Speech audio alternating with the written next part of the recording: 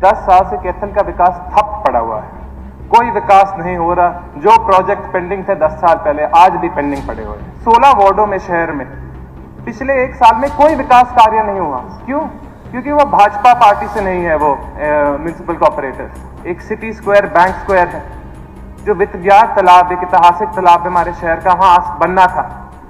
लेकिन मैं आपको क्या बताऊं, भ्रष्टाचार की क्या भैंट चढ़ चुकी है। प्रोजेक्ट के टेंडर आते हैं, कैंसिल हो जाते हैं, आते हैं, कैंसिल हो जाते हैं। एक पार्किंग लॉट भी बनना था हमारे यहाँ, उदय भाई जी का किला है हमारे यहाँ, उसके पास पार्किंग लॉट बनना था। ये सारी जमीन कांग्रेस सरकार के टाइम एक्वायर हुई थी, लेकिन इन पे कोई प्रोग्रेस नहीं हुआ है। कोई नया टेंडर लगा नहीं रहा, कोई इन पे काम नहीं कर रहा। 16 वार्डों में शहर में पिछले 1 साल में कोई विकास कार्य नहीं हुआ। क्यों? क्योंकि वो भाजपा पार्टी से नहीं है। वो म्युनिसिपल कॉर्पोरेटर। तो मैं विनती करता हूं इस भाजपा सरकार से, अगर हम काम कर रहे हैं, हमें हर 36 बरादरी के लिए काम करने, हर व्यक्ति, हर बड़े बुजुर्ग मातृशक्ति के लिए काम करने। हम सिर्फ अपने पार्टी वाले साथियों के लिए, अपने वोट बैंक के लिए काम नहीं करते। जो महर्षि वाल्मीकि यूनिवर्सिटी बन रही है, ये कहीं बादलों में, क्लाउड में ही बन रही है। क्योंकि अगर जमीन पे बननी होती तो 9 साल में हमारी यूनिवर्सिटी बन चुकी होती। नहीं अध्यक्ष जी, सबसे पहले मैं आपका धन्यवाद करता हूं मुझे ये समय देने के लिए। मैं कांग्रेस पार्टी का भी धन्यवाद करता हूं कि उन्होंने मुझ में विश्वास किया, मुझे आज टिकट दी और आज मैं यहाँ विधायक बन के आप सबके बीच में बैठा हूं। मैं अपने कैथल वासियों से, बड़े बुजुर्ग, नौजवान साथियों, मातृशक्ति के धन्यवाद करता हूं। उन्होंने मेरा चुनाव, खुद का चुनाव सोच के लड़ा, अपने बेटे, अपने भतीजा का चुनाव सोच के लड़ा। और मैं हरियाणा के हर एक साथी का धन्यवाद करता हूं। उनने मुझे आशीर्वाद दिया कि आज एक 25 साल का विधायक इस विधानसभा में बैठा है। 40 साल बाद हरियाणा के इतिहास में कितना युवा विधायक चुन के आया है। तो आप सबका धन्यवाद करता हूं। दूसरा, मैं जानता हूं कि पहली बार विधायक चुनना हो तो थोड़ा सा मैं पहले 2 मिनट लेना चाहता हूं। जो मेरा हल्का है, जो मेरा जिला है, उसकी जो समस्या है, एक बार उसके बारे में बात करना चाहता हूं। क्योंकि मैं जानता हूं पिछले 5 साल से कैथल की आवाज किसी ने विधानसभा में नहीं उठाई। पिछले 10 साल से कैथल का विकास ठप पड़ा हुआ है। कोई विकास नहीं हो रहा। जो प्रोजेक्ट पेंडिंग थे 10 साल पहले, आज भी पेंडिंग पड़े हुए हैं। मैं कुछ उदाहरण बताता हूं आपको। 25 अक्टूबर 2015 को पूर्व मुख्यमंत्री ने महर्षि वाल्मीकि यूनिवर्सिटी अनाउंस की थी कैथल के लिए। ये आर्टिकल रहा। 9 साल हो गए उस यूनिवर्सिटी को। अब तक किसी को कैथल में नहीं पता वो यूनिवर्सिटी कहां होनी चाहिए। राज्यपाल जी के अभिशासन, राज्यपाल जी के स्टेटमेंट में उन्होंने ये तो ऑनलाइन यूनिवर्सिटी के बारे में तो कभी मेंशन किया नहीं। लेकिन मुझे तो लगता है जो महर्षि वाल्मीकि यूनिवर्सिटी बन रही है, ये कहीं बादलों में, क्लाउड में ही बन रही है। क्योंकि अगर जमीन पे बननी होती तो 9 साल में हमारी यूनिवर्सिटी बन चुकी होती। 13 जुलाई 2020 में पूर्व मुख्यमंत्री जी ने मेडिकल कॉलेज भी सैंक्शन किया था कैथल में। साल में पहले फ्लोर के पिलर भी नहीं लगे हैं इस यूनिवर्सिटी के। 950 करोड़ की रिक्वायरमेंट है इस यूनिवर्सिटी की। आप अगर बजट खोलोगे, कोई पैसा इतना सैंक्शन हो ही नहीं रहा। ये मेडिकल कॉलेज बनेगा कैसे? मैं तो बोलता हूं, राज्यपाल जी के अभिभाषण में जो कहा था कि हम मेडिकल कॉलेजों में सीट बढ़ाएंगे, मुझे तो लगता है सीट नहीं बढ़ानी पड़ेगी। इस मेडिकल कॉलेज में हमें बेड बढ़ाने पड़ेंगे। क्योंकि जैसे ये स्पीड पे ये मेडिकल कॉलेज बन रहा है, जो विधायक, जो स्टूडेंट इस कॉलेज में पढ़ना चाहते थे, उनकी इतनी उम्र हो जाएगी, वो इतने बुजुर्ग हो जाएंगे, उनको यहां बेड चाहिए होगा। क्योंकि वहां ये पेशेंट की तरह एडमिट हो रहे होंगे। तीसरी चीज, अनेक छोटे बड़े प्रोजेक्ट है हमारे कैथल में। एक सिटी स्क्वायर, बैंक स्क्वायर है, जो वित्तज्ञात तालाब, एक ऐतिहासिक तालाब हमारे शहर का, वहां बनना था। लेकिन मैं आपको क्या बताऊं, भ्रष्टाचार की क्या भैंट चढ़ चुकी है। प्रोजेक्ट के टेंडर आते हैं, कैंसिल हो जाते हैं, आते हैं, कैंसिल हो जाते हैं। एक पार्किंग लॉट भी बनना था हमारे यहाँ, उदय भाई जी का किला है हमारे यहाँ, उसके पास पार्किंग लॉट बनना था। ये सारी जमीन कांग्रेस सरकार के टाइम एक्वायर हुई थी। लेकिन इन पे कोई प्रोग्रेस नहीं हुआ है। कोई नया टेंडर लगा नहीं रहा, कोई इन पे काम नहीं कर रहा। जो हुड्डा सेक्टर है, जो हमारे सारे शहरों में लगे हुए हैं, ये हम सरकार के काटे हुए। ये हो सकता है शहर के सबसे अच्छे सेक्टरों, सबसे अच्छे रेजिडेंशियल एरिया में से के एक हिस्से हो। लेकिन अनेक हुड्डा सेक्टरों में, कैथल में भी नहर का पानी नहीं मिलता।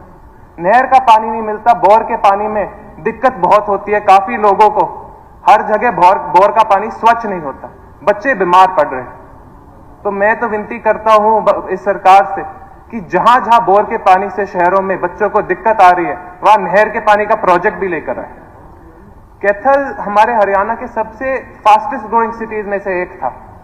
आज के दिन पिछले 10 सालों में कोई ग्रांट का पैसा हमें ढंग से नहीं मिलता, कोई नए प्रोजेक्ट हमें ढंग से नहीं मिलते, अगर आते हैं तो आधे अधूरे से रह जाते हैं। ये एक और न्यूज आर्टिकल है, मैं दिखाता नहीं क्योंकि माननीय अध्यक्ष जी ने मना किया है, लेकिन 16 वार्डों में शहर में पिछले 1 साल में कोई विकास कार्य नहीं हुआ। क्यों? क्योंकि वो भाजपा पार्टी से नहीं है, वो म्युनिसिपल कॉर्पोरेटर्स। तो मैं विनती करता हूं इस भाजपा सरकार से, अगर हम काम कर रहे हैं, हमें हर 36 बरादरी के लिए काम करने, हर व्यक्ति, हर बड़े बुजुर्ग मातृशक्ति के लिए काम करने, हम सिर्फ अपने पार्टी वाले साथियों के लिए, अपने वोट बैंक के लिए काम नहीं कर सकते। और हमारे हरियाणा में भी 2 एक ऐसी समस्या है जिनके बारे में मुझे बात करनी है आपसे। सबसे पहला है युवा का पलायन। हमारे युवा साथी आज देश छोड़ के जा रहे हैं। अंबाला से करनाल ले लो, सिरसा से कुरुक्षेत्र ले लो, माननीय मुख्यमंत्री जी का जिला, सारे के सारे युवा सोचते हैं कि हम बाहर ही चले जाएंगे, हरियाणा में कुछ नहीं रहता।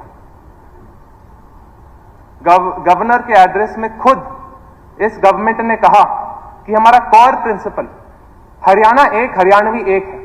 तो जो बच्चे बाहर जा रहे हैं ये हरियाणवी नहीं है, ये भी हरियाणवी है, तो हमें इनकी भी मदद करनी चाहिए। ये अपनी जिंदगी दांव पे लगा के डंकी के रास्तों से बाहर जाते हैं, कोई फंस जाते हैं, कोई मर जाता है, इन महीने महीने इनकी बॉडी वापस नहीं आती, लेकिन ये सरकार कुछ नहीं करती इनका मदद करने के लिए। लोगों को 2 किले अपने बच्चों को बाहर भेजने के लिए बेचने पड़ते और 2 किले उनकी डेड बॉडी वापस लेकर आने के लिए बेचने पड़ते।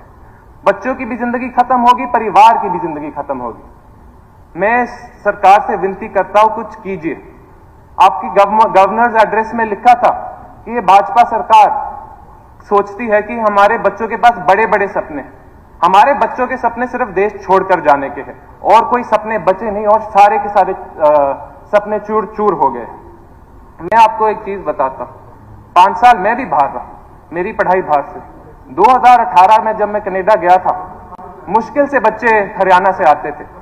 2023 में जब मैं वापस आ रहा था अपनी ग्रेजुएशन खत्म करने के बाद, 60 से 80% बच्चे मुझे हरियाणा के मिलते थे और वो मुझे बोलते थे कि खत्म हो गया हरियाणा में, हमारे पास कोई रोजगार नहीं बचा है, क्या करें हम मेरे भाई। यहां कोई कनाडा आके जिंदगी तो आसान है नहीं, कहां 3 मंजिल नीचे किसी के बेसमेंट में रह रहे हैं, रोटी पानी मिलती नहीं, कच्ची ब्रेड अंडा खा रहे हैं, चूहों ने उनके कपड़ों में छेद कर दिए हैं, 14-14 घंटे 2 नंबर में नौकरियां करते हैं मजदूरी वाली, और फिर बोलते हैं यार घर की बहुत याद आती है, घर की बहुत याद आती है, मां के हाथ के खाने की बहुत याद आती है, घर की बहुत याद आती है, बहन की शादी हो रही है, कोई ध्यान रखने वाला नहीं, घर की बहुत याद आती है। बाबूजी गुजर गए, दादाजी गुजर गए और मैं वापस नहीं आ पाया, घर की बहुत याद आती। ये मेरी भी कहानी। माननीय शमशेर सिंह सुरजेवाला जी, जो यहां विधायक और मंत्री रह चुके हैं, हो सकता है अनेक विधायकों के साथ उन्होंने काम किया है, उनके माता पिता ने शमशेर सिंह सुरजेवाला जी के साथ काम किया है। जब उनका देहांत हुआ, मेरे एग्जाम चल रहे थे, मैं वापस नहीं आ पाया, और जो दर्द आज भी मेरे दिल में है, मैं जानता हूं मेरी आखिरी सांस तक मेरे दिल में रहेगा। और ये सिर्फ मेरा दर्द नहीं, अनेक मेरे युवा साथियों का दर्द है। तो मैं सरकार से विनती करता हूं, अगर हमें अपने युवा के भविष्य के लिए काम करना है तो हमें पलायन रोक के एक बार फिर से अपने हरियाणा में रोजगार लाना पड़ेगा। यहां कोई युवा नहीं रहने वाला। हम गांव में जाएंगे, हमें सिर्फ बुजुर्ग ही मिलेंगे। आज भी मैं जाता हूं, 50 साल से बड़े ज्यादा मिलते हैं, कम 20-25 साल के लड़के बहुत कम मिलते हैं। एक और बहुत बड़ा मुद्दा मैं 1 मिनट में जल्दी से बात करता हूं, वो किसानों का। आज किसान हरियाणा में मंडियों में सुबह 4 बजे खड़ा हो जाता है डीएपी खरीदने के लिए। 1900 रुपए में एक बोरी ब्लैक में खरीद रहा है वो।